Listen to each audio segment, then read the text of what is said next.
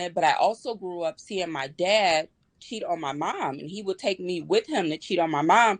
And I knew it wasn't right, but I mean, what could I do? I was just a little kid. So Right. Play the song again for no reason. Let me see it.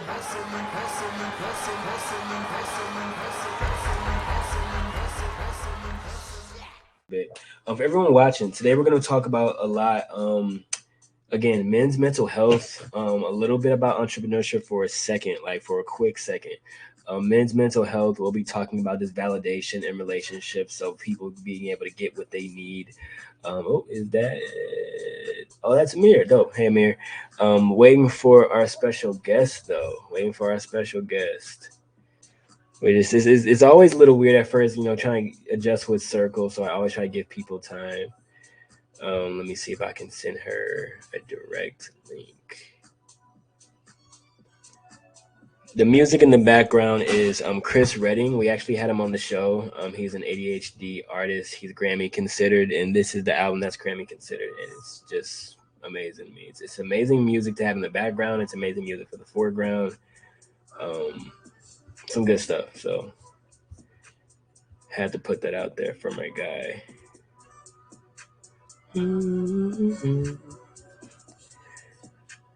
Yo, yo, yo.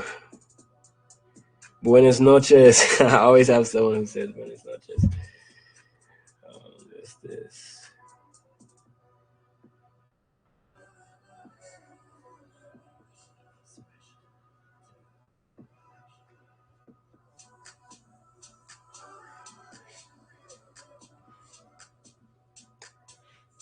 Just waiting on Trish. Let me see if she's in yet.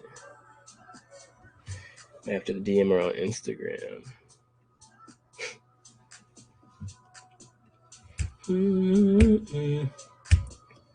Sorry for the delay, guys. Just hang out with me here while I get Trish in here talking to yourself.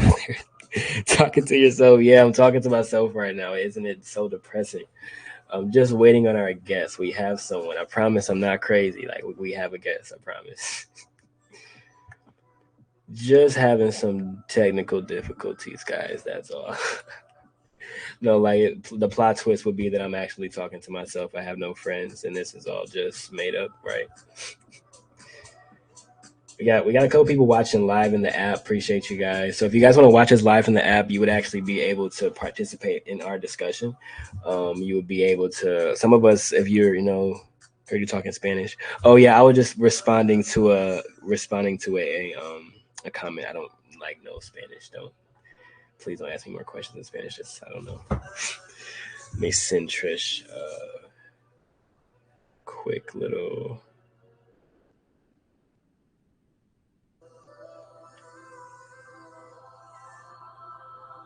I know I probably look crazy on stream, guys. Sorry, I'm trying to get this right. Trish is in. Hold on. I was almost about to send her a picture to make sure. I know sometimes Circle is weird. Hello. hi, how are you? Good. How about yourself? Good, thank you. Sorry it took so long. It wouldn't let me log in. No, you're good. I know sometimes people have trouble with Circle, but definitely appreciate you joining. And I saw a few of your videos, and it was just dope to see a different perspective that I usually see online. So I just thought it would be awesome to chat. I know you've been seeing what we've been doing as well, and a lot of it just aligns so perfectly. But everyone who is live, we're live on Instagram. We're live here in Circle, and this obviously will go up on YouTube and everything after. This is Trish. I'll let you kind of introduce yourself to kind of let people know more about what you do, and even I can learn from what you say because I don't know too much about what you do beyond Instagram. But just what you do, where you're from, before we get started today. Absolutely. Hi, everybody. I am Trish Renee. I am a certified life and relationship coach. I'm in Wow. Cincinnati, Ohio. I am a mommy of five. And I don't know, I always suck at introducing myself. Me too. I don't like it because I just always feel braggy, especially like when you're doing a lot of things. It's like you're just talking for a long time. Yeah, yep. Um I am an international selling author. I just like Wow. I don't know, I just be out here trying to help people. maintain healthy, positive relationships, both with themselves and their significant others. That's amazing. So yeah, I knew I would learn something, and I learned just quite a bit there. So international selling author. So that's something new we'll have to talk about that I didn't even know going into it. But just yeah, the relationship coach. So, I would have loved to. I would have loved to assume that from the jump. It's dope that you actually, with that perspective, you're helping people beyond just Instagram. Because I love the perspective you bring. So we can definitely get more into that. But I heard mommy of five. So what is it? What is the age range? What walks of life? So my oldest just turned 18 in December, and then as of this year, all the other kids will be 17, 16, 15, and 11. They're really good kids, so we have so much fun together. We're always laughing, Uh, joking. My mom died when I was 10, so I do like a lot of yeah. stuff with them because I want them to always have those memories. So we're like super close, but it's not one of those where you so close your kids forget that you're the parent. Nah, it's not one of those, but we have a lot of fun and stuff together. No, yeah, though it's good to have that great, dynamic. You don't want to go too friend or too stern, and like that real nice sweet spot. And that sounds like that's where you guys at. But dope, dope. I love that. I kind of love. I mean, just knowing more about you. I mean, this is just going to be even more interesting discussion. But have a few things I wanted to kind of touch on tonight, and mainly, again, like this men's mental health was just a big thing on just on my mind, heavy with just a lot of the when I see relationships end, I see a lot of it end just because somebody isn't able to articulate, what's going on up here.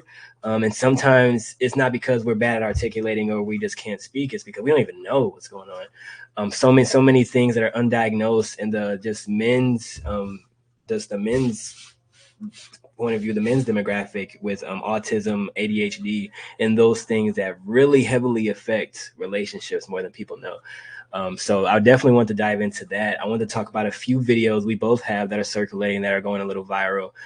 Play them for our audience. We can share our screen and people can see live in the chat, and kind of just give some of our live perspectives and live reactions to some of the comments in some of these videos and just some of the content from both of us. But first, I just want to kind of set the stage for everyone. Now we know about what you do outside of Instagram, but on Instagram, you were at Coach Pick Me, and I love the route you went, kind of embracing the hate and the things that people might throw at you. But for you, just kind of the inspiration behind the page, the inspiration behind some of these videos, and yeah, just kind of like your goal with the page overall so far. Yeah, so okay, so I'm super heavy on the God flex. Like I grew up in church. I was one of those kids who, as soon as I turned 18, it was a wrap. I didn't want to have anything else to do with church people, or like none of that. And so, Uh-huh.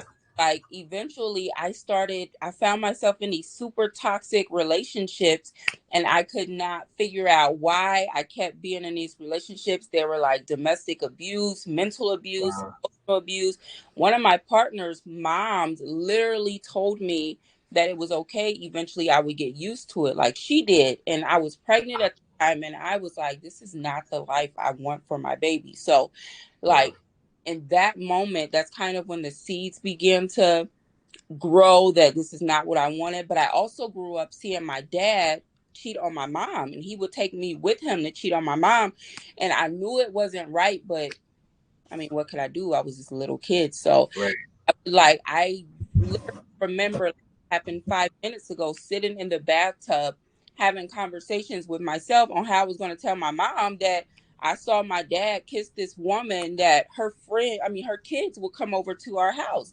And so I remember if I ever actually told my mom, but I do remember like having that conversation with myself. So by the time I realized I had daddy issues, I was in my 30s, and I was like, you can't have daddy issues when you knew who your dad was. He was around. He Mhm. after my mom died. But I realized you can absolutely have daddy or mommy issues with your parent being present. So it took a lot of healing from the trauma from my dad, my relationships and stuff. And ultimately, that all led me back to God because I figured out that.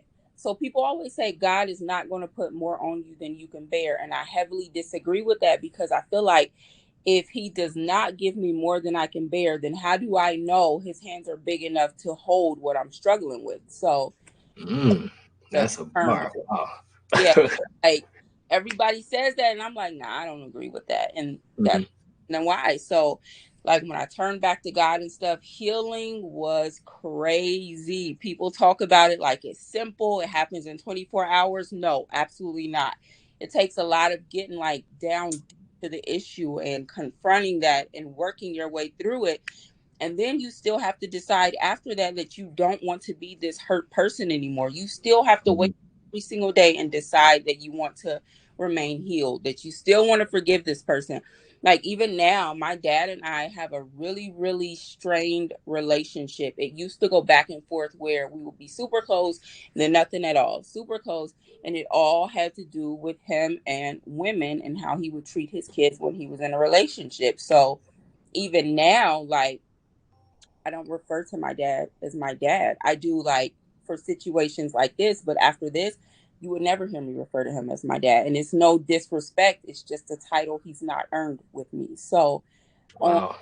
social media, I started making videos after I healed advocating for men. And my very first viral video, it started out where now that I've healed, I low key feel like men get the short end of the stick. And it talked about how, as a man, you can't show your emotions, you can't be too hard, you can't sit the world down off of your shoulders, but the women aren't willing to help you shoulder it. And so it started going viral, and I was like, wow, like people and what I gotta say. But at jobs, I would do a lot of call center jobs, or people in different departments would be like, "Hey, are you Trish? I heard you give really good advice and you're a good listener." And call center, my talk time was always higher than everybody else's. And when they would go back, they were like, "You are giving these people advice." And I'm like, I didn't ask these people to start telling me their personal business, but they did. So I try to be for other people who I needed when I was going through my own personal stuff. So when women started calling me a pick me, my feelings used to be so hurt. Like I would want to take the videos down. Like, dad, out of all things, you can call me that. Like that was real, real hard to accept. And then I realized they only call me that on the videos that call them out about their negative behaviors. So either I can be offended and stop, or I can keep going. And occasionally you get a finger full of women who are like, yeah, okay, so I really need help with what you're saying. I read the comments from what men are saying, or my significant others always says this, like, can you help me? So I a lot of men and women actually to be in healthy relationships, women especially, because I was that toxic woman before. So I try to let men know that there are some women out there who get it. There are some women out there who care. And then I also try to let women know this, just because that's how you were raised doesn't mean you have to be that way. Like, we're adults. Let's switch some stuff up. And I'm super chill, friendly, approachable. I'm super sarcastic and witty. And every once in a while, mouth gets slick. So when I see some comments, I'm like, all right, God, you see this. So when I get to heaven, I need a few extra gems in my crown because I didn't pop off the way I wanted to. See what they Yeah. say. So that'd be real hard for me, like honestly, as far as social media goes. But yeah, sorry. I feel like I've rambled, but it all kind of made sense to tie it together on what I do on Instagram and why. No, you gave me the backstory, and it's like that's exactly what I wanted, kind of like where everything came from, and like and I love how, like you said, at first it hurt, and it to see those things and to be called names, but to embrace it, I love that. We just spoke with someone earlier who he's been going viral from just dribbling his basketball in just the craziest places, and he's went viral because of all the people who were hating on the page. Just get a job. This is stupid. What are you doing? And now they're gonna pay his bills soon, and it's like that's hate is just a virtual currency nowadays. So I love that you took that and you ran with it. For you, like kind of before I can actually share my screen and let people kind of see the page of people who'll be watching on YouTube and are people who are live as well. But for you, tell me about Instagram. So like when you first started till now, about how content creation is just can be hard and people can struggle. But for you, kind of walk me through some of these videos. So if I scroll down here, We got some pretty big videos. So I'll play one just so everyone listening can hear, and then so the people watching can have some context. Which one do you think would be a video that you would prefer to be played?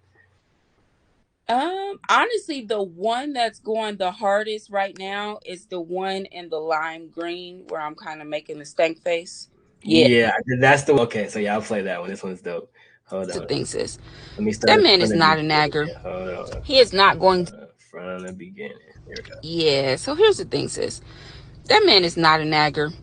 He is not going to beg you. He is not going to nag you to give him the things that he's trying to tell you he needs out of the relationship so that he can be happy too.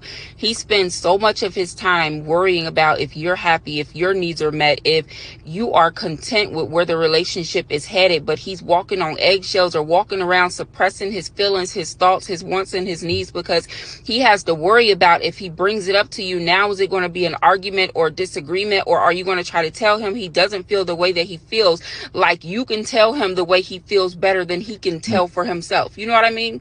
So all I'm saying is he's not going to beg you to listen to him from a place of understanding as opposed to listening from a place of waiting for him to say something for you to jump in and immediately cut him off.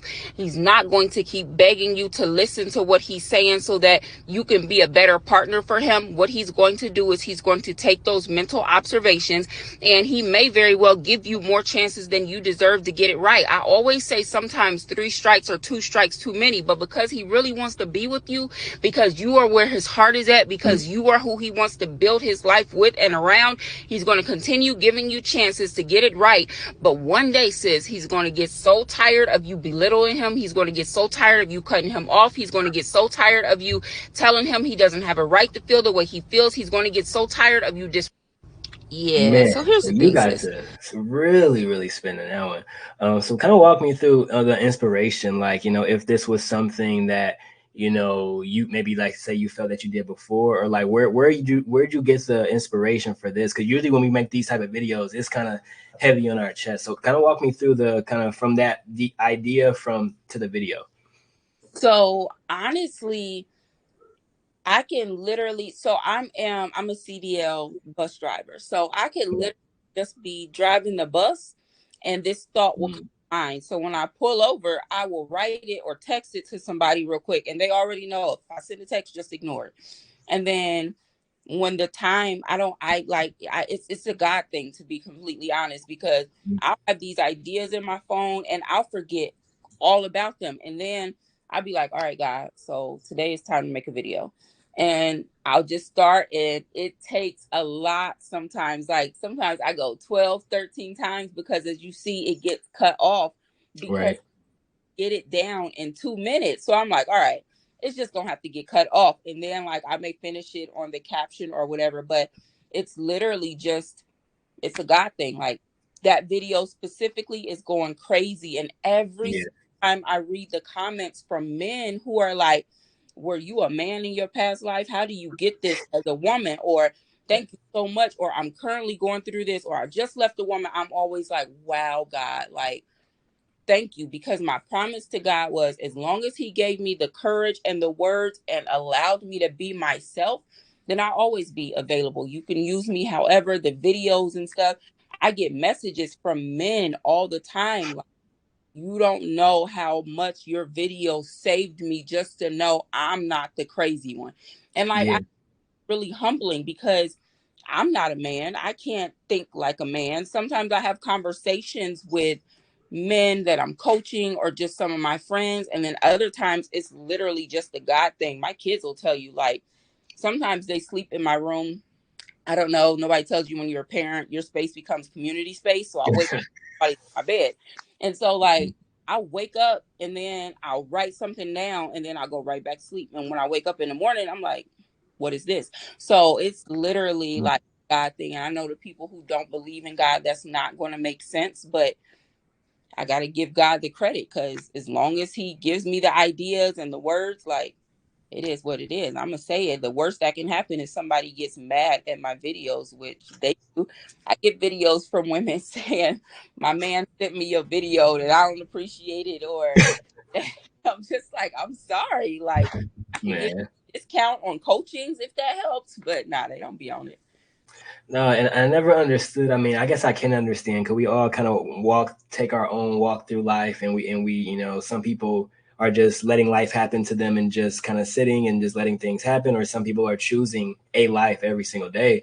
And it's not really until you get to that point where you're intentional about everything you're choosing, your lifestyle, that you start to realize certain patterns and certain things. But there are certain people who just when they hear something bad that they're doing, it's not a challenge for them. It's like they want to repel it. And it's like, for me, if you can like just tell me something I'm doing bad and like give me like the rules or tell me how to do it, I'm like, okay, cool. Like, I don't want to be bad anymore, but I just will never understand why you can you could send one of your videos to one of these girls and then they would be mad instead of just like, if this is what I'm doing bad, let me just, but it's sometimes it's just way, I understand it because I mean, I've came from a place of being super defensive all the time, having ADHD, having rejection sensitivity dysphoria, and just someone could tell me that I don't like your shoes or whatever, I don't like your hat, and then now I'm just like, I'm in a slump. So it's like, I definitely understand being sensitive. Even there's times where it's like, maybe this is TMI, maybe this is oversharing, but there's times where it's like, I work from home and it's like, it's so easy to just sit here and wear the same socks and not change. And it's like, the other day, my fucking feet were stinking. And then my wife she's like going like this. I'm like, what's going on? And then she like, your feet. I'm just like, it's my fault. Cause it's like, Yeah. yeah, but I'm like, that hurts, that stings. So you want to get defensive and all this. So I definitely understand it. But I guess the biggest thing with you, I would love to ask for, like, when it comes to coaching, it seems like there's probably so many more people you could be helping that you aren't, because they won't come to you, like they just refuse. What are some things that, let's say some of those people just were watching this, or maybe this was sent to them, what are some things that you can tell to a woman, or something you can tell to someone who does feel very defensive about the bad things that they're doing, that'll make it easier? Maybe something that could soften the blow, or just anything, any advice that you have for people who are very, very defensive but want change. Be quiet. Because for me, like, okay, my kid's dad, for example, we have an almost 17-year history. There was a lot of like drama and trauma in there, and we would keep trying to make the relationship work. But because he had hurt me so deeply, I could not hear a lot of the stuff he was telling me that he needed from me. So, like, if we would be in a conversation or something and he would say something, we had like a lot of tit for tat moments. So if I would say I had an issue with something, he would be like, okay, well, I have an issue with these 12 things. And I'm like, you're not allowed to do that. You need to tell me the moment you have an issue, not when I'm raising an issue for myself.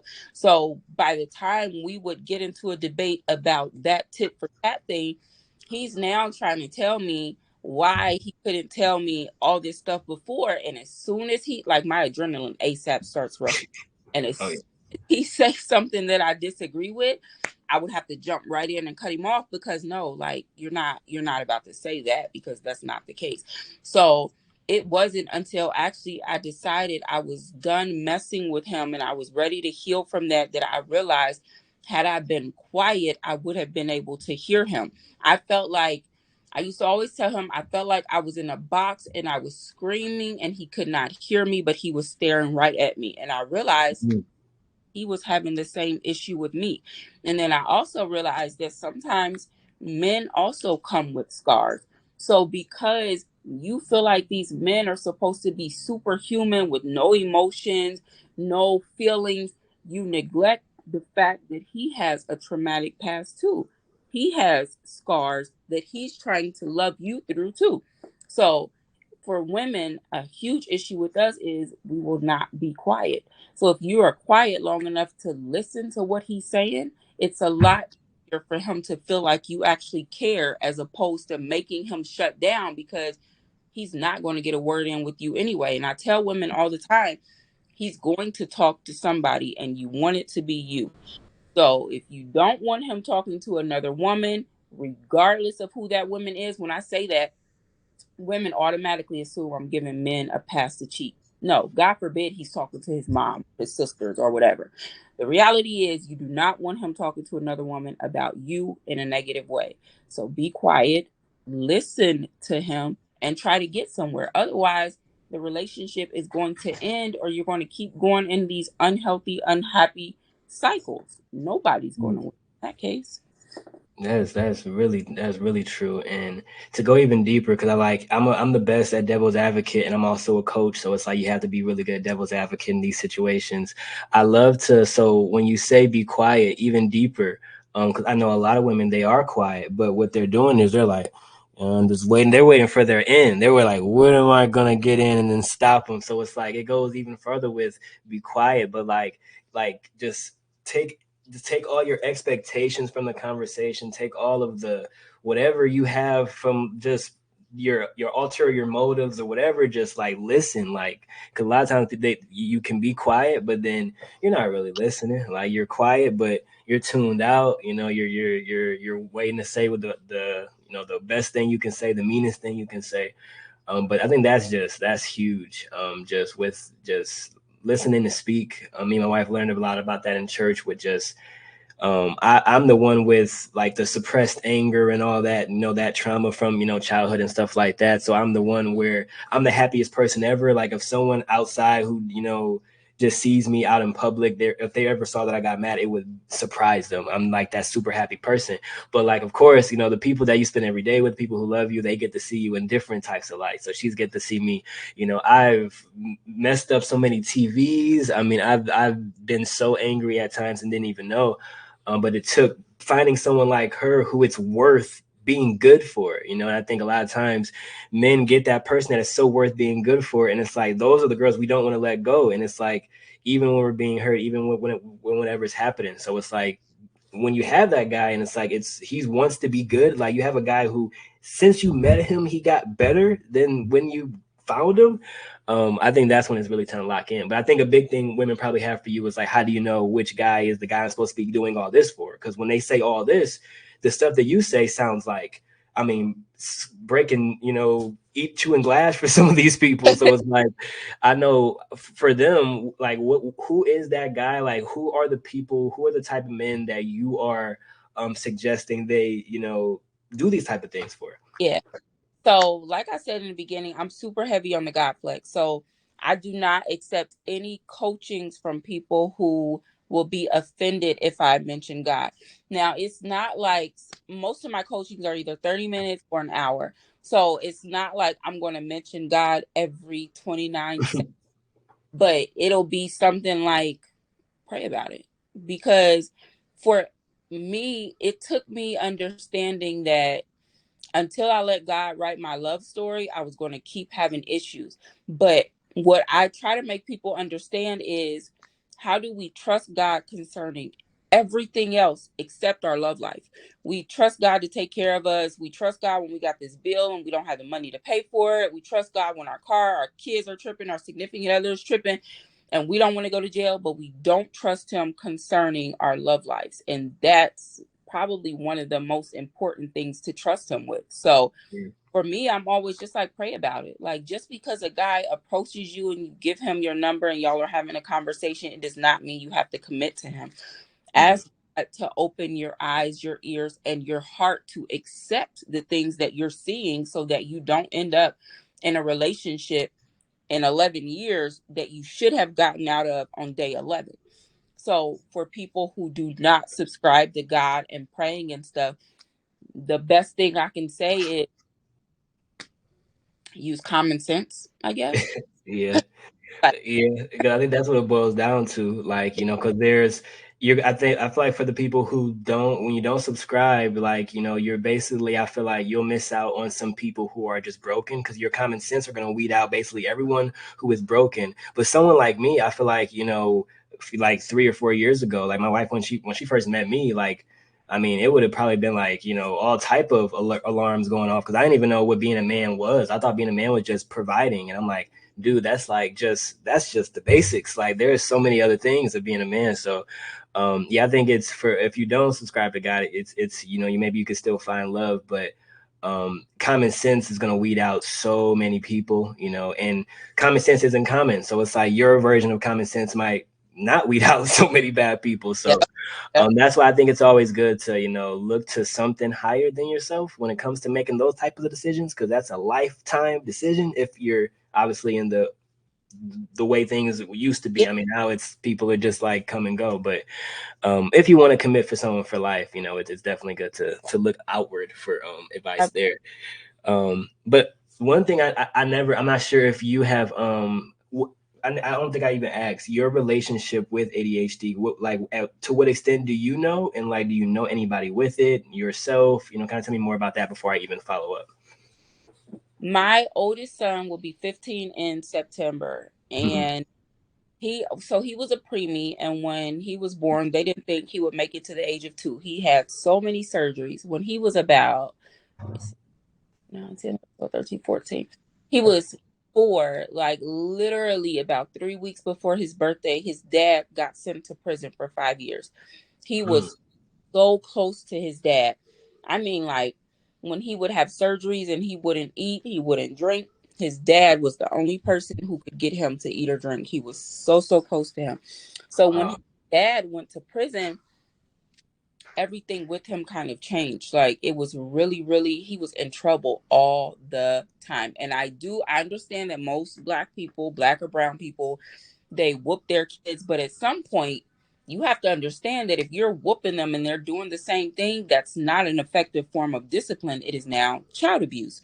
So Mm, I went through all these different things trying to figure out how to reach my son. So by the time his dad came home, he was this totally different version of the kid that he left. So even now, like they're close again, but his dad still feels like there's a part of him that he lost when he went to prison.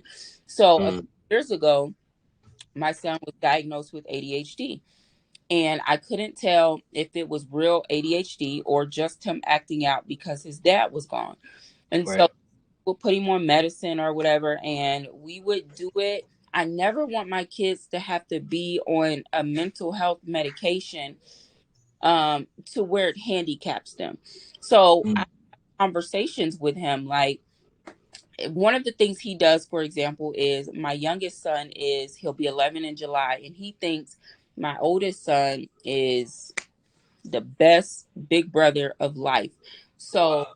my oldest son, he kind of antagonizes my younger son. He'll do it just to laugh or just because.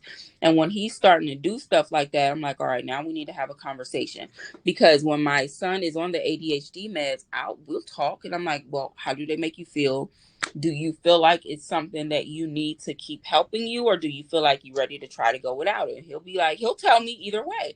And so his pediatrician understands that that's how I do it. Whether it's right or wrong, I don't know, but I feel like he should have a choice in his mental health and what he's taking for it. So Yeah.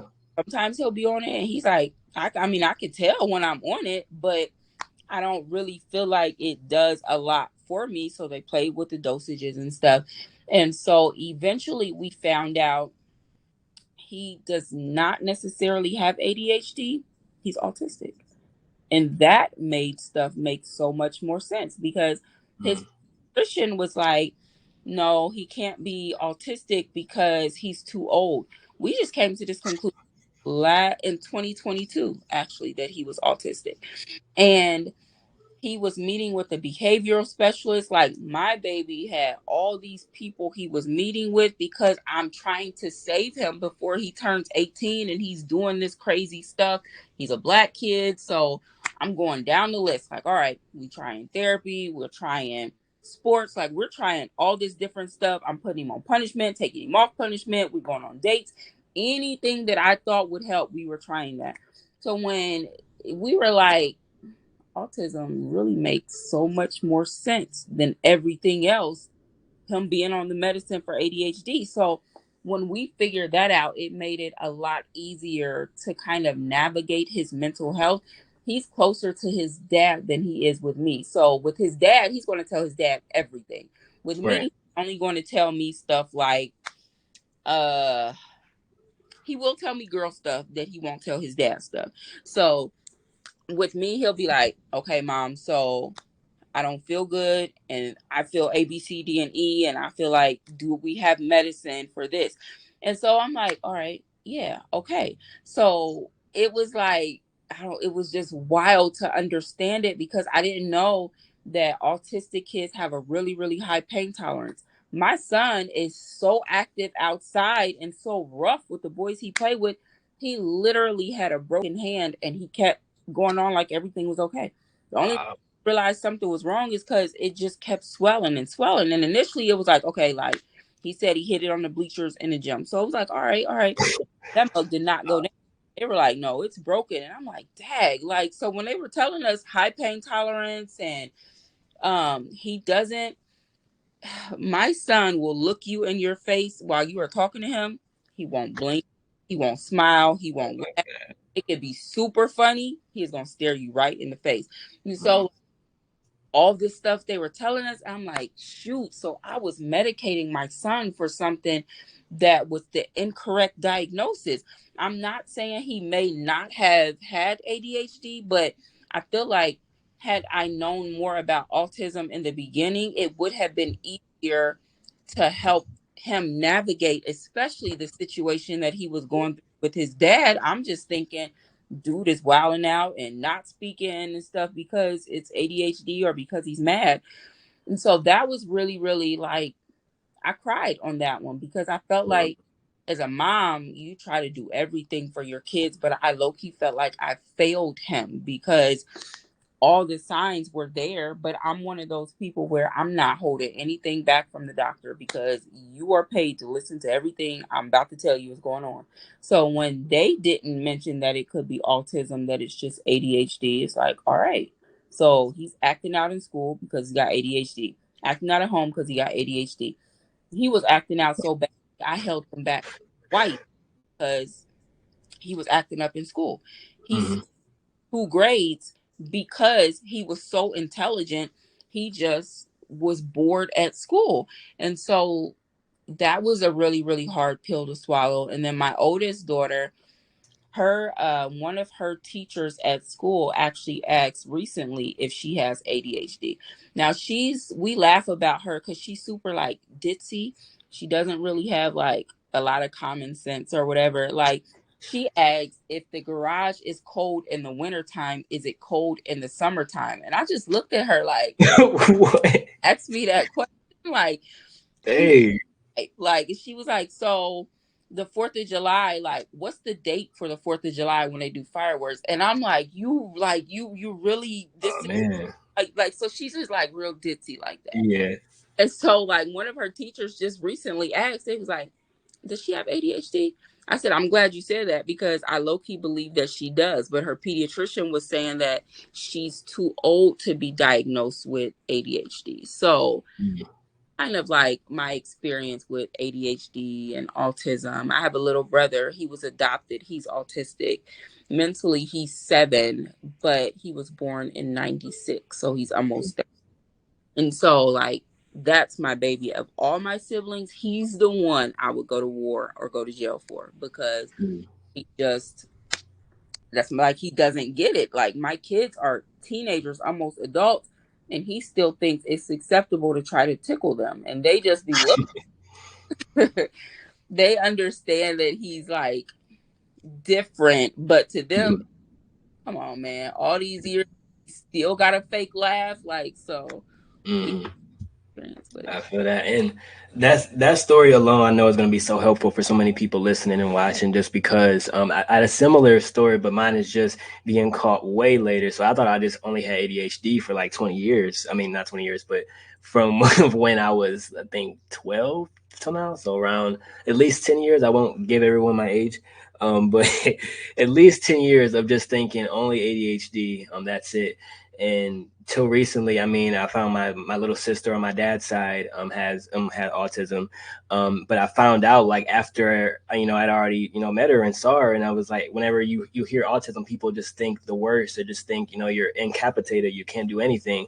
But then when I heard that she had, I'm like, what? And it's like just the learning more about it and looking more into it, I'm like, that sounds everything. I just relate to everything a lot more. I always had trouble because people always try to say trouble focusing, and like with ADHD, like I never really had trouble focusing. It's just if you're boring, I don't want to listen to you. Like it's not Yes, anything about me. I can focus. Like I do so many different things, and but that's one thing I'll say because I don't want to rant on school because I had the worst experience with just some teachers, so sometimes I can rant. But all I'll say is it's just when it comes to teaching, it's um one of the only professions that if you're bad at it, the people that you instruct and teach, they have to pay. Like it's on them if you're bad at it. Because it's like I never understood why because you can't keep me engaged. I have to go get medicine. Like why yeah. don't you get better at your job? So I love that. I love that you're able to just you having that story is very inspiring. Just because so many people, once you get put in one box, people just they don't keep looking for other boxes. They're like, okay, we found what you have, and that's it. Or sometimes people would just get forced into a box or whatever, and or you get labeled the high functioning thing, and sometimes getting labeled high functioning ends up meaning no resources will be given to you. You're good. So that was me. I was always able to get stuff done until high school, and that's when I started looking into it more because then it just got kind of hard. But before then, it was either really easy or just super easy to get the answers from someone else and get good grades. So it was like everything was easier. But high school, I mean, I was trying to do sports, work a job, do music, and school. So that was obviously part of the problem. But just hearing that story, I mean, that I wanted to kind of talk about just in relationships because just like now, kind of tying those two together. I mean, we talked a little bit about that on TikTok, and I'm not TikTok, but those reels of you kind of validating the men's side and everything, and just hearing about, and just knowing that men a lot of times go undiagnosed or misdiagnosed, especially in the Black community. No one wants to get tested for anything like that. Everyone, I had to separate from friend groups. So many people didn't like the fact that I embraced ADHD. They just see it as an excuse or something, even though no offense to them, I do more, and I that's just it's crazy to call it an excuse when I usually use it as a superpower. But just in our community, it's frowned upon to get a diagnosis or to even say you have it. And I wanted to talk about how in relationships, the stuff that it affects that people don't really think about, it all ties to relationships. So like with men, men with ADHD or on the spectrum are just super duper clingy, or a lot of them aren't traditional like how the tough guy. Like a lot of people on the spectrum, those are the guys who don't end up with that same tough guy dynamic, or they're just super duper clinging to it too much, right? So for you, I'm not sure if you've dated anyone on the spectrum or probably could have and didn't known. But for you, what have you seen from your son? Even I mean, I'm not sure. Obviously, he's young. He's not just out. Super, he's dating a lot. But have you heard any stories from with girls? Have you heard anything that that maybe his diagnosis might contribute to?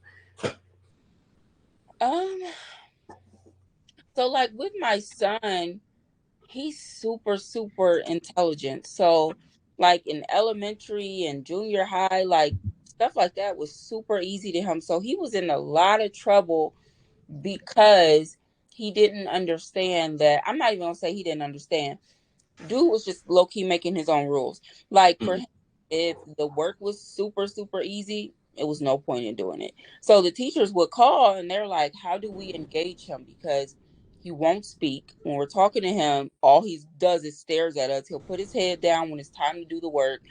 But we see him laughing and goofing with his friends. So I call him Lige. And when he would come on, be like, Lige, the teacher called. What's going on? He's like, Mom, that stuff is so easy. There's no point in even doing it. And I'm like, I need you to at least like do it. Just do it because now you're failing the class. And I do not like, I don't agree with grades being a reason on why you should pass or not, because I do believe that you could be grasping the material and you just don't understand how to put it down on the yeah. paper or on the lap. So that kind of bothers me. But for the sake of societal norms, I always encourage him to get like decent grades. So that was super easy. And now he's a freshman in high school and he's struggling.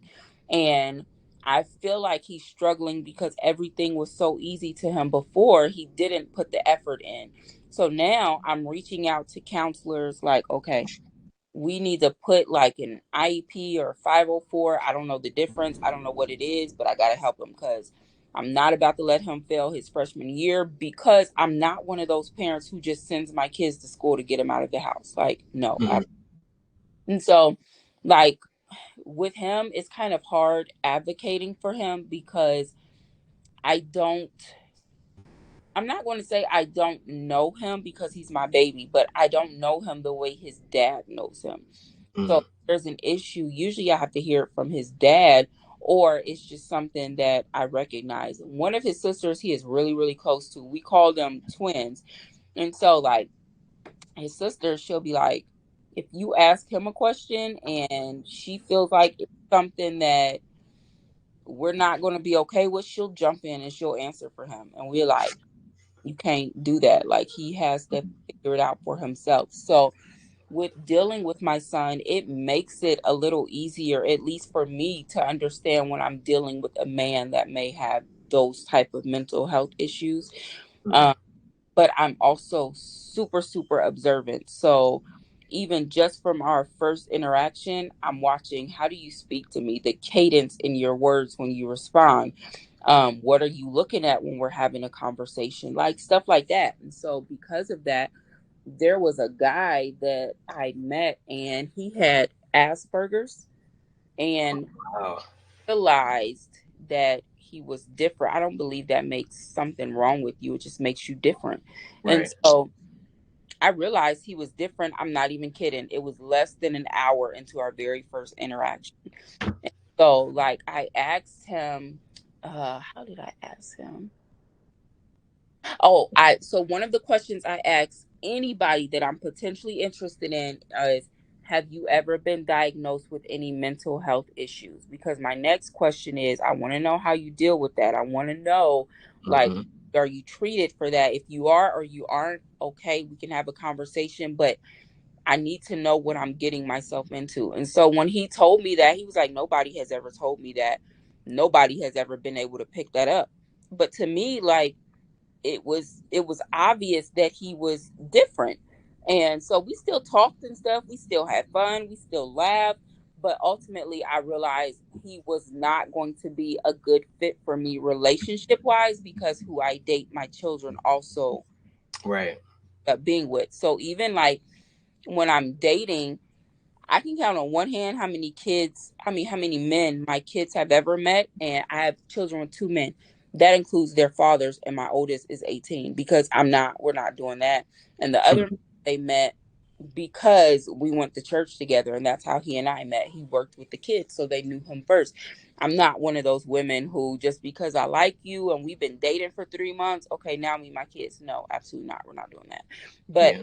I realized because he was different, he was not going to be a good fit for my kids, because he did not have kids and he did not understand the way I parent my kids, because I allow my kids to ask me why. It's not disrespectful. Like, if I Mm. if they ask me, such and such from school wants to know if they can come pick me up, and we go to the game together, and then I go to their house after that. And if I just straight be like, nah, I don't think that's a good idea, they'll be like, can I ask why? Or why is that? And I'll give them a why. Growing up black, if you ask why, you're automatically You get smack disrespectful. in Yeah. the face, and it's And that's beautiful. Wow. think like I feel like the reason a lot of black people have issues enforcing their boundaries is because they were never allowed to ask why.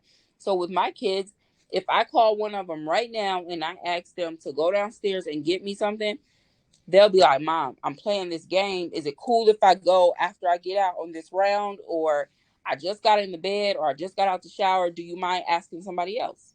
That's acceptable to me. I have family members Mm. who are like, you give them too much leeway. No, they are little people that you are preparing to be adults.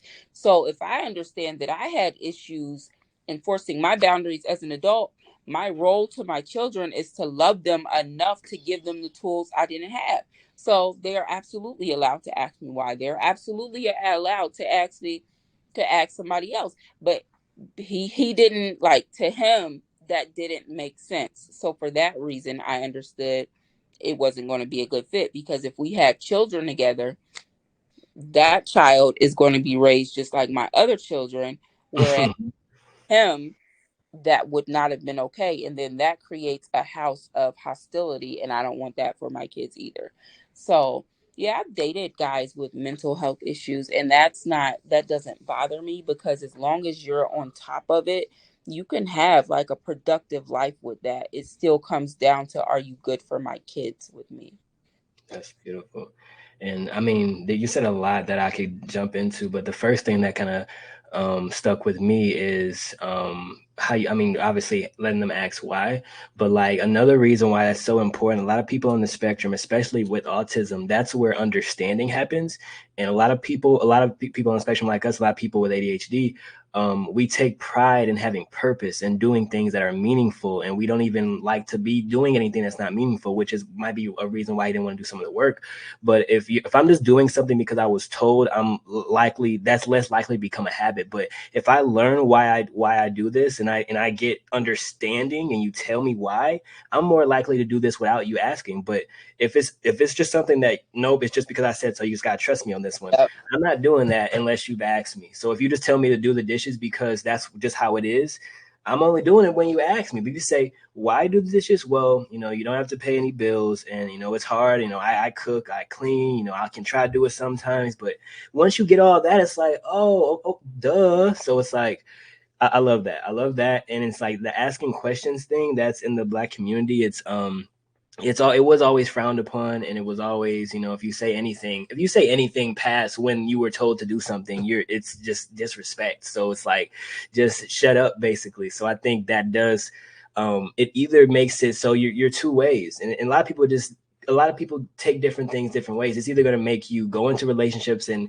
be timid, not have boundaries, be surprised when other people have boundaries, take other people's boundaries as hate, take other people's boundaries as disrespect, or you're going to be someone who just wants to be the opposite, and you just become a monster, and you're just super all over the place. So it's crazy to see a lot of intentionality in the things that you do when it comes to parenting. Sounds like practicing what you preach. That's awesome. But just even some other things, I did want to go back to this video. So there's another video that I think tie what you were talking about earlier with relationships, and not really, like, men not really getting to speak their side. And a lot of times it happens from the men who are, grown up the opposite of the way that you're trying to raise your son, who don't really, who can't really speak, who can't really say anything. And then and from this video, I think you also reposted this video. This is the one that's going viral on our page. You kind of see both sides. So it seems like, in the relationship, there's probably some baggage and stuff, but you get to see even with the woman. So I could tell that she was being a little defensive, and she, took him stating what he needs as, disrespect, or took that as a moment to say, you need that, I need this. So it kind of, I want to play this real quick, and then we can discuss that as well, just because it's crazy. The comments are like very surprising on both ends. A lot of stuff I'm seeing. How do I not understand you? Perfect example. You feel that I need affection. It's sharing, that's sharing. And it's more about being seen. You're so in with the boys and cooking, and I appreciate it all to the max. But I feel like I'm a ghost in the house. And I feel like I'm a robot.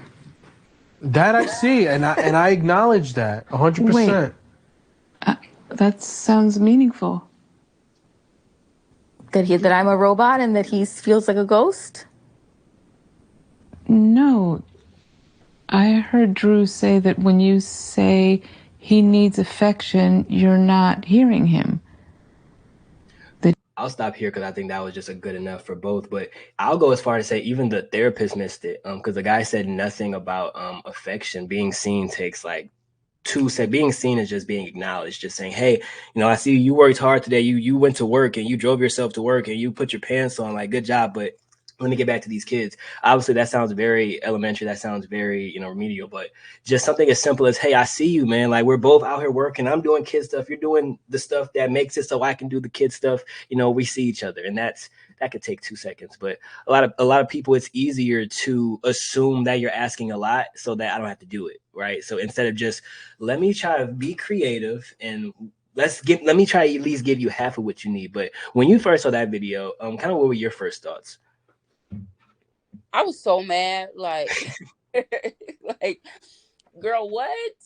Because it goes so tit for tat, like that is a huge pet peeve of mine. And I feel like that is exactly what she did to him.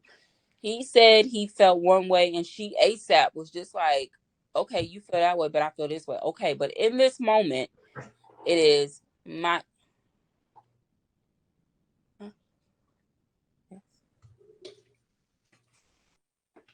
I'm sorry, that was my son. I've been sick all day, so I ordered pizza for dinner.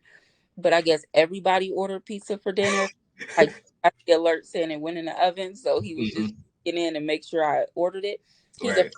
like, so I'm sorry. But yeah, it was just like, how dare you? That's really how I felt when I saw it. Like, how dare you? Because it already takes a lot for a man to feel safe enough to tell you how he feels, because he always has this fear that you're going to use it against him. So if we are in relationship counseling, the therapist is supposed to be a safe space, a neutral third party. So I feel like she failed him in that moment too. She have actually heard what he said, because the only time he mentioned affection was when he said that's what she gives him, not when he needs it though. And so Right. the therapist should have, her role should have been to cut sis off and speak for that man, even if it meant like rearranging his words. Because I'm one Right. of those people, if you and I are having a conversation and it doesn't make sense to me, I'm like, will you reword that? Because I don't get it. And so, like, I feel like he was failed by both his significant other and the therapist. I was so mad when I saw it. I was proud of him for saying what he needed, and he was not aggressive. He was not hostile. Yeah, Even calm. Yeah. and he still, like, you could tell he was a little frustrated.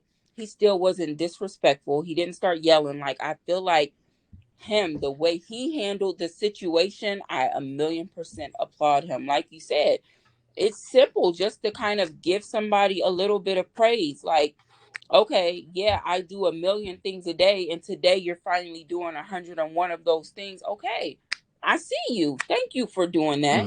Thank you. Now, if I need something from you, it's going to be a, babe, I know you're busy. I see you took care of A, B, C, D, and E, and I appreciate that.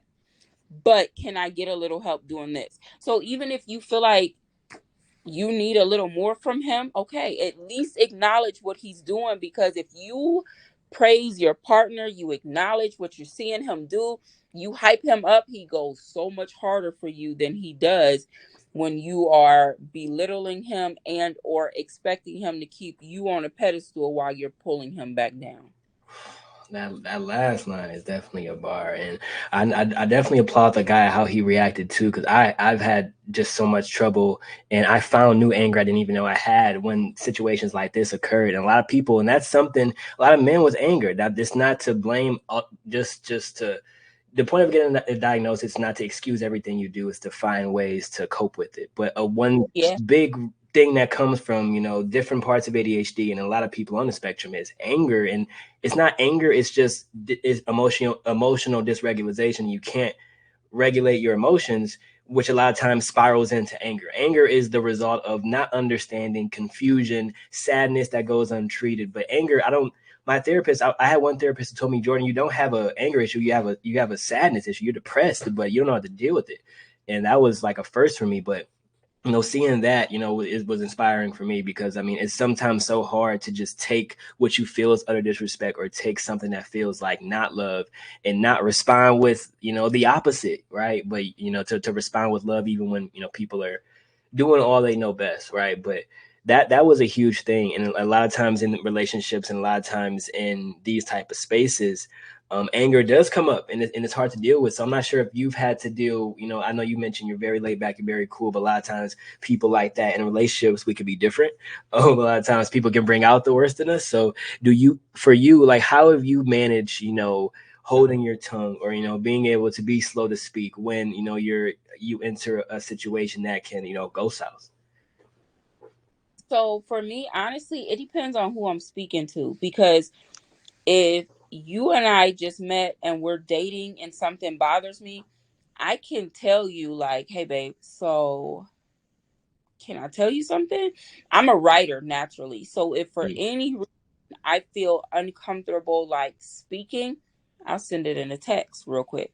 Because for me, it's easier to get my point across in writing than sometimes it is in person, only because not necessarily you've done something wrong to me. It's just like sometimes my previous experiences, I kind of be a little nervous. Like, I don't know how they're going to take this. So I'll send it in a text and be like, can we talk about this later? Because I don't like when people send a text or they be like, I need to talk to you about something. And then they leave you to Yeah. one is for 12 hours. And I feel like that has a lot to do with why a lot of Black people have anxiety, because growing up, you can do something at 9 o'clock in the morning and your parents telling you going to get a whooping, and you wondering, walking around all day wondering when this punishment is going to take place instead of just getting it out the way. That is a huge reason why if you tell me I got to talk to you about something and you make me wait, I'd rather just not even talk about it. Like, just, Yeah. that's really gonna make me so mad. I'm not gonna be like disrespectful, but by the time you try to bring it up, it's not gonna go over well, because in the beginning I'm going to tell you that I do not like when you do that. And I'm never like gonna be disrespectful, because that's just not me. Like, even in the comments when people come at my character, the way I look, my body, or whatever, like, I can say what I need to say without hurting your feelings. And before I get to where I hurt your feelings, I'm going to end the conversation. So, like with my kid's dad, for example, one of the things he would say when I would be mad or hurt is I talk at him. So I Mm. can't scream, I cannot yell. So if my voice gets so high, like, we have dogs. So if I yell downstairs to the kids, hey, take the dogs out, I'm going to cough because I'm not a yeller or a screamer. So by the time you're yelling at me and screaming in an argument and I'm trying to yell back, now I'm irritated because I'm coughing because I'm trying to match your tone. Mm. So like with him, I drop my voice way, way down. So like if he's like, it was real disrespectful the way you knew I wanted to do something with the kids and you did something with them anyway. Like, we co-parent well, but I'm just gonna say that. And Mm. so I respond back to him like, Dag, I'm sorry. Like, I didn't mean to hurt your feelings. It wasn't intentional. Like, I'll drop it way down like that. The issue with that with him is now he has to ask, are you being funny? And I'm like, no, I dropped my tone because you talk about how when I'm mad, I talk at you, and I'm trying to show you that I understand that your boundaries are important to you, so I'm trying to be respectful. So either you want me to talk up here or you want me to talk down here. If I talk down here, that should let you know that I am intentionally aware of the issues you've told me you've had before, and I'm trying to address them. So with him, we still have, like, we co-parent really well. We're super cool. But when we have issues or disagreements, that we still working on that, because I don't know if you want me to try to yell and cough or you want me to drop it down. And now you got to ask if I'm being funny. But whereas if I meet somebody today, like I said, it's easier for me to express that you hurt my feelings or I'm upset or whatever, because we don't have that toxic history. Now I'm setting the tone with you for how you can expect me to react going forward if you make me mad or hurt my feelings. But I'm also one of those people who, breaking my trust is a lifetime commitment. So if you do something and we are having a debate about it, I call it like heated discussions in relationships. So if we're having a heated discussions and you lie to me in that moment about something, like, it's no coming back from that. At that point, for me personally, the conversation is over and I don't have anything else to say.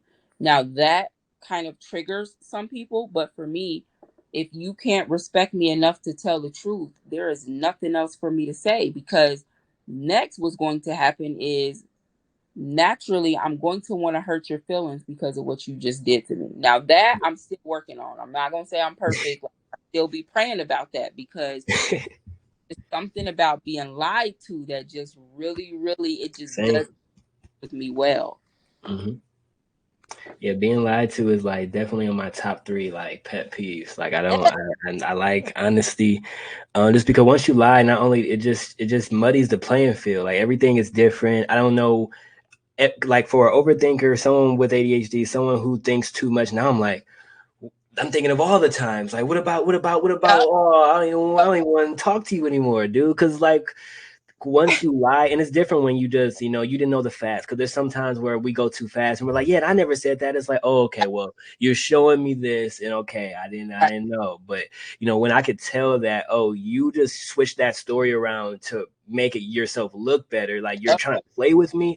Like I'm really, I never, like in school, like it got really hard. My grades started to, whatever in high school. But I like to think I'm intelligent when it comes to reading people, and I think that's what helps me in coaching as well. Just I can tell the moment you're being unnatural, and that's why I understand, your child's dad, because I do the same. I have the same thing with my wife, where, she was having a like difficulty being able to keep her voice down, or just being able to talk to me in a tone I like. And then when she does give it to me, it's like, okay, like you giving me this weird thing. I'm like, I mean, are you playing, bro, or what? Because I know that's not natural, but now I'm understanding. If you're asking somebody to do something they're not used to, it's gonna be unnatural for them. So I'm Yeah. trying to get. It's just you have to be committed to the person, but Yeah. that's just being able to because obviously it took so much to get to where you are, because you admit it, being on the other side, being on the side that is maybe not being the best for the men's side. And what do you feel like is the biggest thing? Actually, I think I answered my own question. I feel like it'll be God, the biggest thing that helped you go from that to now. But beyond just getting in your Bible and getting in your word, what are some other things that kind of played a part in you finding this new mindset, and or just sculpting your mindset into this one? I do not want to be one of those people who are married 4 or 5 times. So I've never been married.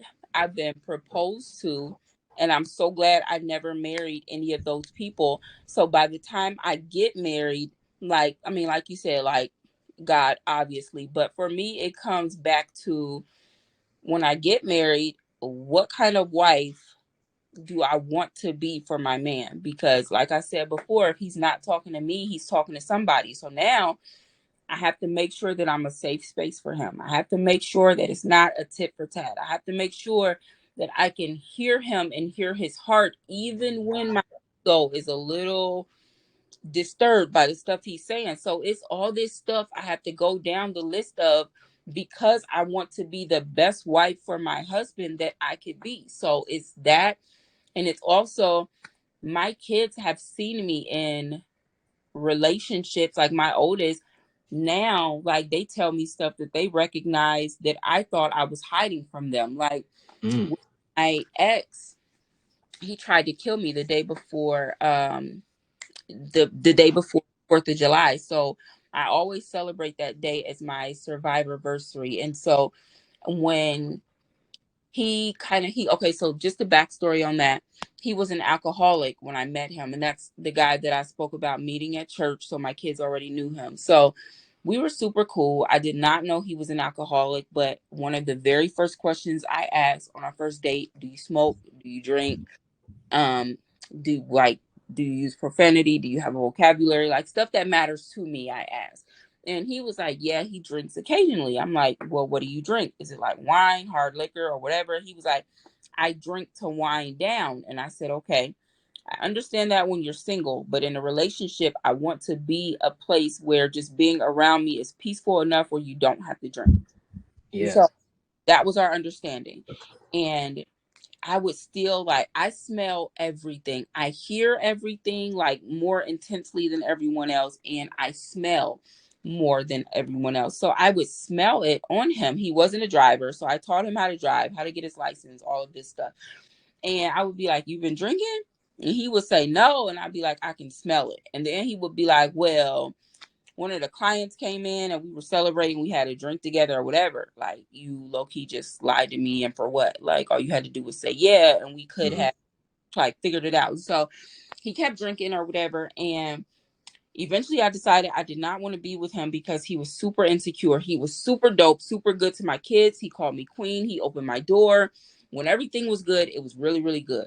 When it was not good, it was not good. He even accused me of flirting with my brothers because his insecurity was just like that. And so that night he showed up at my house and my kids happened to be gone. And I was like, all right, come on, let's go before the kids get here. Like, whatever it is you want to talk about, come on, let's just go in the car. Let's just go somewhere and talk about it. So we were in the car and started getting super, super mad. And he started punching me on the side of my head. He started choking me. And it just, stupid bitch, I'll kill you after everything I did for you and your kids. And so I had to go back home and my kids had to see me like that. That hurt my soul to know that they actually had to know who did that to me. And so it was also important because any other time he was abusive, it was always when they weren't around, or it was always in places where no one could see. So it was important for me to press charges and them to see me, to go through the process, because I needed them to know that wasn't okay. And so even now, like, what helps keep me going forward and being healed and not being toxic is understanding that I'm raising somebody's husband and I have daughters who need to grow up to know that girls hitting boys is just as unacceptable as it is for boys to hit girls. And so when I hear people tell kids all the time when they come home, like, such and such was hitting me, and they're like, oh, this means they like you. Do not tell your kids that, because now you are conditioning them to believe that if they like me or they love me, that means that they have to abuse me. No, that's not what they mean. Tell your kids that they are nobody's punching bag. If this kid likes them, then they need to articulate that verbally. Otherwise, excuse my language, my kid has permission to rock your shit, because I want them to know, like, you're not about to put your hands on me and then I grow up believing that that's what I'm supposed to accept because you like me or you love me. So my kids have a lot to do with why I think the way that I think too, Mm. out, like, God and that situation and stuff. And then, like, even with my kids, if I say something to them and they're in trouble and they know it, like, I'm always like, do you hear me? Do you understand me? Because I need them to know in that moment, if I'm saying something that doesn't make sense to you, I need you to let me know, because there are going to be no excuses going forward on why you did or did not do what I told you to do or not to do when you just told me you heard me and you understood me. So trying to make sure that I am parenting kids that don't need Iyanla to clean up the mess that I made with them, Mm-hmm. that's a lot too. And That's a that's heavy. That's heavy because I've seen some crazy interviews and some awful things that had to be unteached and stuff from that. So I yeah, mean, I can understand. yeah, it's wild. Like, you have a huge responsibility when you're raising kids. And even if you don't have kids, if you know kids that you interact with, like, they pick up stuff from you too. So it's super important to be a person that a child can actually learn healthy behaviors from, because ultimately they grow up to not be kids anymore. And now you got a whole generation of people who need therapy because of the stuff that was taught or not taught to them. Yeah, and that's the main thing so far. My biggest takeaway so far is just what, like, you're creating people who won't, like, who will also be able to maybe help.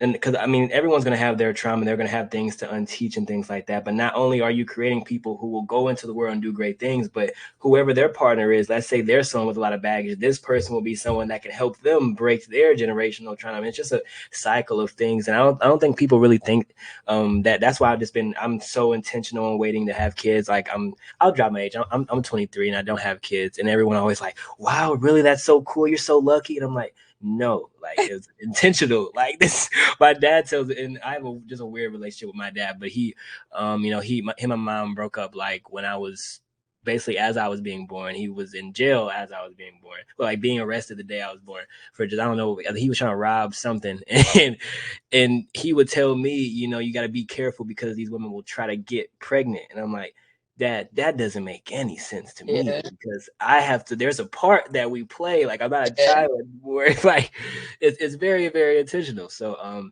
it's because of just I the more I learn, I become so self-aware, and I'm like, I'm learning what things are. I'm learning what bringing a kid into the world means, and it's not just bringing a kid into the world, getting some tax money every now and again, and then send them, you know, when they turn 18. It's like a person that can alter the world, you know. Yep. So Yep. I think that's beautiful, and I wanted to, I mean, just give you kudos on that, just that journey of where you are now since before, because if you didn't take that journey, I mean, who knows the type of mom that, you know, would be sitting in front of us right now. So it's just amazing that you know you did that. It's like my daughters have, I call them their little friends. It took me like, that was one of my greatest flex as a parent. Like when my oldest daughter had this dude that she liked, I finally could refer to him as her little friend. She like, please quit. I'm like, nah, because growing up, the old heads used to always refer to the guys you like as your little Yeah, friend. little Like, friend. so like even now when they go through like relationship stuff, they'll be like, all right, mom, so this is what's going on, what you got to say about it. Or they'll come in my room with their friends on speaker, and like my daughter the other day, she had like 2 or 3 of her friends on speaker, and she comes in my room and their friends call me Miss Trish or mom, whatever. So she came in, she was like, Miss Trish, if you're in a relationship, do you go half on bills or not? And I was like, Mm. depends on like the type of relationship. And I was like, all right, so my last relationship, I would pay this bill or he would pay this bill or such and such. I said, but ultimately, low key, it came down to like going in half. She was like, all right, bet. See, that's exactly what I was talking about. And I'm like, okay. Like, and that was the end of it for them. So somebody that they can literally come to and ask relationship questions, like, Yeah, that's amazing. dope to me. Like my daughter, there was this guy who was messing. She was messing with or whatever. When I say messing with, I just mean like she liked them. They were texting and stuff like that. And she found out he was actually having sex with all these other girls and stuff. And she was like, "Ma, guess what?" And I'm like, "What?" Everyone guess. And I'm like, what? And so like they give me the rundown of the stuff that's happening at their school with their friends, with boys that like them, boys they think are cute. And that's huge to me because as a mom, I always say I am my kid's best friend. They are not my friend, but I am theirs because I need them to know that I am a safe space. Your friends should be a safe space. I need them to know that what you tell me, I do not tell somebody else just because I'm mad at you. So I model for my friends what for my kids what a real friend is supposed to look like. So Mm. for them to feel comfortable enough to tell me stuff like that, it's huge because I lost my virginity when I was 14, and that's because it just seemed like the thing to do. And because I grew up in church, it's always like you got to save sex for marriage. Why? Nobody tells you why. So even with my kids, like when something happens, I don't call them mistakes because they're not. My oldest daughter, my youngest daughter refers to her as the test dummy baby because she was the first one. So she like everything mom knows about parenting, she tried on you first. So like Wow. skills or it's like you had to experience it first. So with them, I tell them when something comes up, like this is why I don't want y'all having sex. If you feel like you need to have sex, like at least wait until after high school because high school, like you don't go back to that. College, you can go to college 3 or 4, 5, 6, 7 times. Like Yeah. and to them the benefits of waiting to have sex and the benefits of how important it is to choose your partner. Would I love for them to wait until they're married? Absolutely, because although me and my two co-parents co-parent well, it was not always like that. Oh And yeah. like if some like my kids, the first the first co-parent, I have 2 kids with him. He got in a relationship recently and decided he was walking away. Our girls are teenagers, like, and you're walking away from them now, but like when they really, really need you, he doesn't see an issue with that. But my girls, they're old enough to see like he went from being around all the time to now he's in a relationship and he doesn't want to come around. And Mm. so I'm not one of those women who will bash a man to my kids. I do listen to what they have to say. So when they're venting about how frustrated they are, I'm like, this is another reason why it's beneficial to wait until you're married to have sex, to have kids, because I'm not saying all marriages work out. I'm not saying that just because you waited to be married to have kids, it means everything is going to be perfect. No, but it's a lot easier to navigate co-parenting when you're married to somebody you're committed to being with, as opposed to somebody who can just walk away and there's nothing you can do about it. And so we have like these real deep relationship conversations sometimes. And then sometimes, like, if we're in the car and a song, I'm a huge Vito fan, so he has like a lot of sex songs. Ooh, my wife is too. Like fast forward through it, or sometimes I let it play a little bit just to see if they know it. And then we have like conversations about sex. They be like, bruh, mom, come on, not right now. I'm like, no, yes, we're absolutely having a conversation. Like, we're going to continue having this conversation because I need y'all to get the facts from me and not from your friends who are out here experimenting. So I make it super awkward for them, but I don't even care. Just knowing that my resume is good enough that they come to me for relationship advice. They come to me when they have questions about being on birth control, or they come to me about hearing rumors about kids having sex at school. Like, that's a flex to me as a mom, Oh because yeah. I ain't had that. When my daughter turned 16, I looked her in her face and I cried because she's super outgoing, super direct. She's the ditzy one. But she like, and I told her, like, you are 16 and you are still a virgin. She gave me permission to say that. And you still a virgin. And I lost my virginity when I was 14. Like, I love how much like me you are not.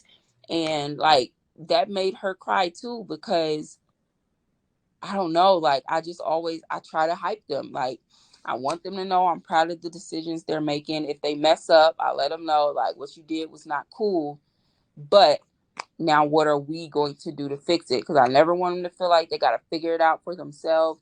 Like, I don't know. I like being a mom is super sometimes, and it can be a little annoying, but I love knowing that I'm raising 5 people to help make the world a little better, as some of these new school parents who just don't care. Yeah.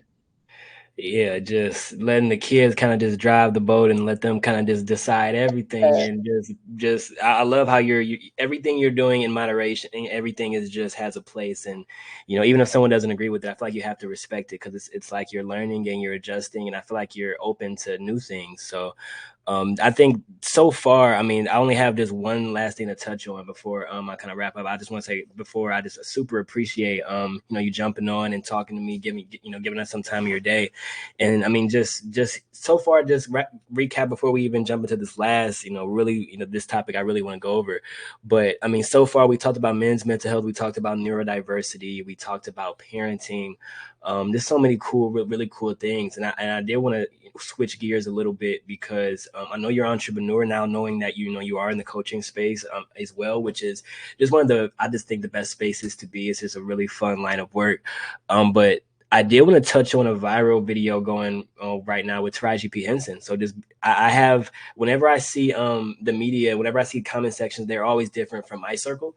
I just feel like I hang out with a lot of people who think differently, and I attract people who think similar as me. And I just wanted to I wanted to play this really, really quick and get your view on. I know you might have already heard, the things that she said about in them. Okay, so that's cool. So this will be your first hearing about this, and then we'll kind of wrap up there and get your last final thoughts. But she basically was kind of breaking down how this pay is kind of unfair right now in the acting space. And it's a long interview if you want to watch it, but this is kind of just this was them talking about The Color Purple and how she almost turned it down. That was like some one-time thing. So you fall back to the bottom, and you gotta negotiate and fight tooth and nail to get what you made the last time. Where's my raise? I haven't seen a raise in my income since Proud Mary, and almost had to walk away from Color Purple. Yes, ma'am. Who said what? Yes, ma'am. Yes, ma'am. Because you know what? If I don't take a stand, how am I making it easy for Fantasia and Danielle and Hallie and Felicia? Then why am I doing this? If it's all just for me, why are you here? We are to service each other. God is very clever. He put us on this earth and he made us all look different. He made it complicated. We need to figure it out. And we can. And we are. I love how she kind of ended it with some positivity, but she kind of talking about the disparity with wage in the acting space, and I have my thoughts, and they're a little against. They're mostly against a lot of what people say. I sort of agree with her, sort of not. But I wanted to kind of get your takeaway. I mean, you've probably seen her in a few movies. You know, you've seen some of her work, I'm assuming. How do you feel about right now? Just or even if you weren't aware, just how do you feel, or how do you kind of view that? You know, her talking about how the pay is different in the acting space for women, and how do you feel about them kind of coming together and trying to get higher wages there? I am all for it. I think it is completely necessary because although, so I'm probably gonna get a little bit of backlash for that, but for what I'm about to say, but it's all right. So I hear a lot of times people saying, if you cannot afford to tip your server when you go out to eat a huge tip, then don't go out to eat. If you Yeah, can afford to leave a tip at all, then don't go out to eat. And my thing is, I do understand that servers don't make a lot of like base pay. They almost survive on tips. However, karma, it's not my fault they are a server. I do not have to base what I'm going to tip on whether or not this server is going to end the night making $50 or just the $4 they may get paid. Like, that's not my fault. So when people say stuff like that, like it really, I don't know, like it bothers people that I feel that way. Like, I'm never going to be made to feel guilty for going out to eat. If I only got $15.99 and I know the burger I want at Outback is $12.99 and I want a Coke, so this $16 is all I got and I don't have enough for a server, I don't know, tell her I paid my bill. Like, if that's not good enough for him or her, then they need to go work somewhere else. I yeah, understand a lot of people disagree with that and it makes them yeah, so mad to say that, but it's not. Like, that's the profession they chose, not me. yeah, And so, like, with her saying that, I low key feel like it kind of has to do with that whole server thing. I do understand that if she was a male actor, especially a male white actor, she would make so much more money than what she gets offered now. I yeah, understand and I respect it. However, if acting is the industry that you've chosen to go into, then you have to understand that the color of your skin and your sex is always going to make a difference. I don't care how many black presidents we have. I don't care how many female vice presidents we have. I don't care what changes. Those things are always going to matter, even if the person doing the deciding on that thing does not intentionally mean to make it matter.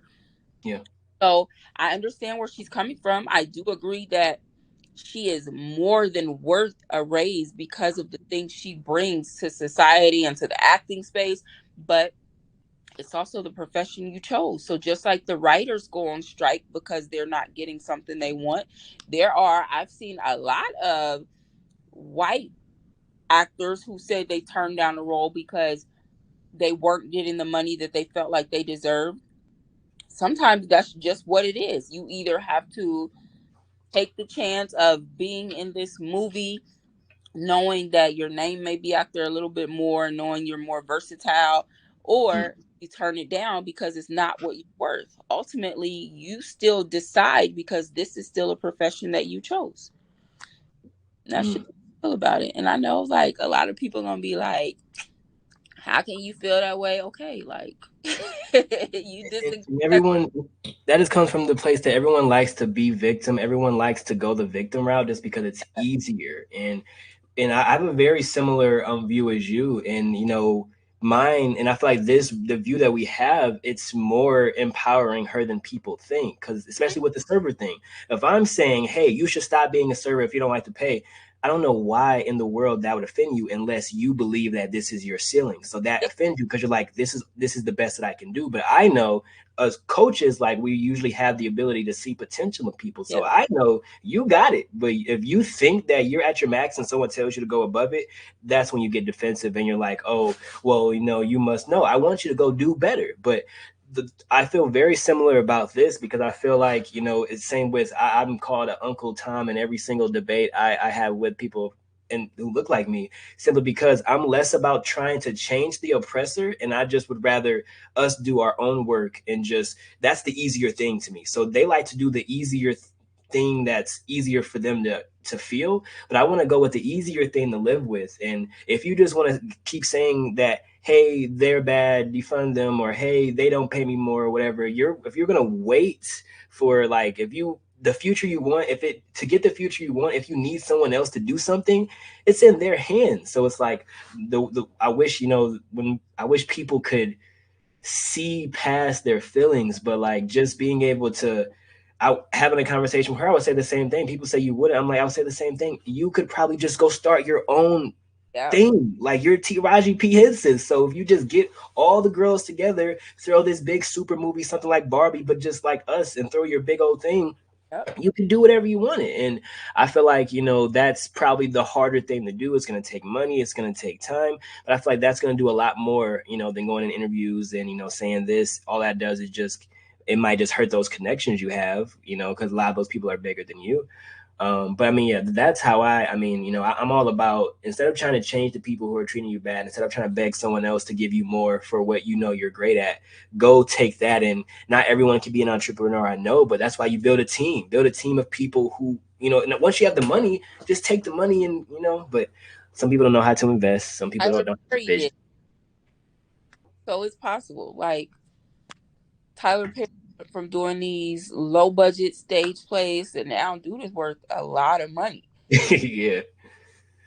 We have examples on stuff you can do. It's just a matter of if you choose to do it or not. Yes, okay, speak out for yourself. I get it. I understand it. That's cool. That's fine. That's great. However, comma, God gives us wisdom if we ask for it. So wisdom says that if you're not making the money you feel like you should make, reach out to somebody like Tyler Perry for the blueprint on how to get what it is you feel like you deserve. Right. Yeah. And I say in this day, we are just talking with someone earlier. I say in this day and age, if you feel anything is impossible with the age of social media and what we see nowadays, we got guys with no body parts at all, guys with no arms, no legs, going and giving sermons and stuff. It's time to get resourceful and get creative. My main problem with the interview was that she mentioned that this has been going on for years, plus 5 to 10 plus years. So I'm like, if you started your own thing 5 to 10 plus years ago and just did whatever, by now it would be doing the thing, especially with the TikTok era and all this, and you hire younger people.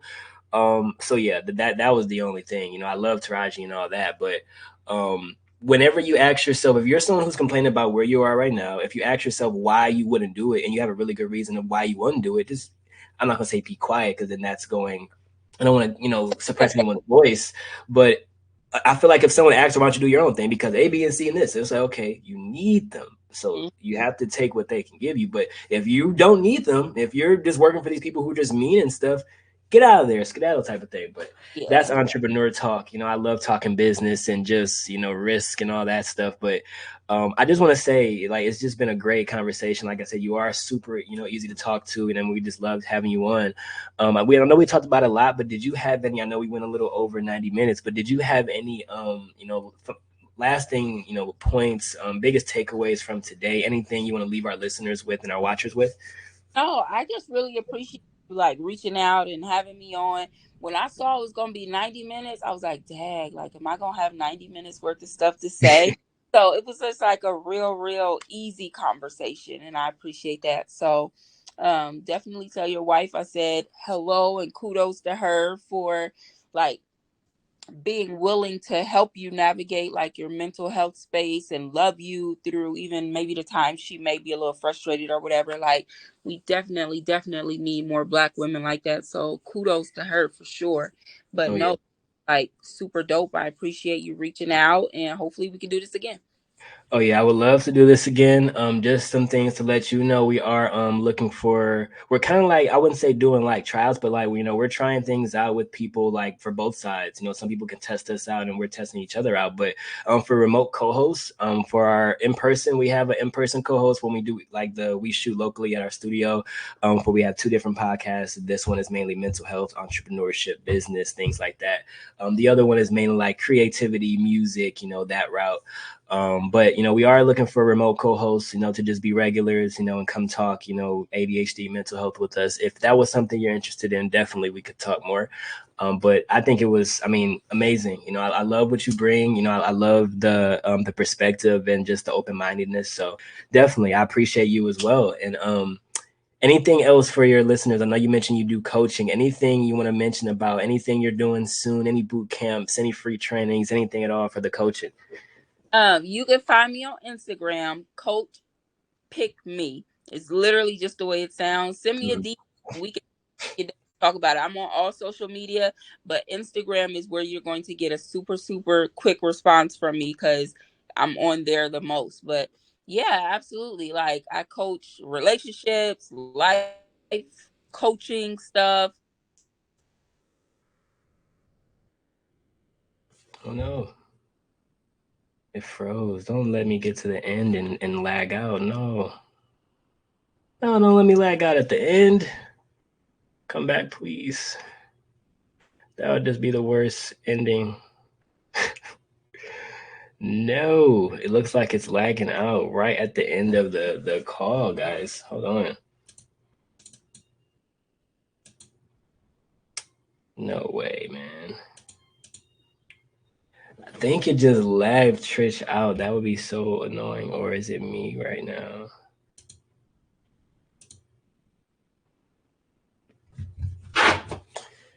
Come on, Circle, man. Circle has us in shambles. Are we back? Uh-oh, there we go. Looks like it had froze us for a second. Can you hear me, Trish? Circle said they're sick of us. They just said get off. Like they're just trying to shut us down. Hold on.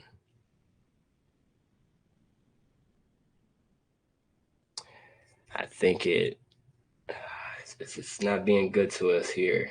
Because it says green. Usually when both of the things are green, we can hear each other and it's good.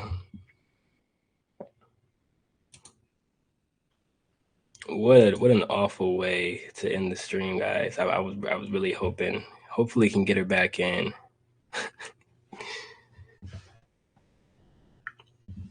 And we were really just wrapping up, so it's not like it's the super end of the world. We got all of the meat of the conversation, but see, just muted yourself. Okay, let's see. Unmute. That is crazy that it's not letting you talk anymore. Oh, I see you again. Can you hear me? I can hear you now. That was Okay, super cool. weird. Right at the end, it just gave up on us. We probably Yeah, should hop off then before it trips again. definitely. I just wanted to say appreciate you, joining. Would love to do this again, and you have a great rest of your weekend. Yeah, absolutely. Thank you. You have a good weekend too. You too. Have a good one. Play the song again for no reason. Let me see it.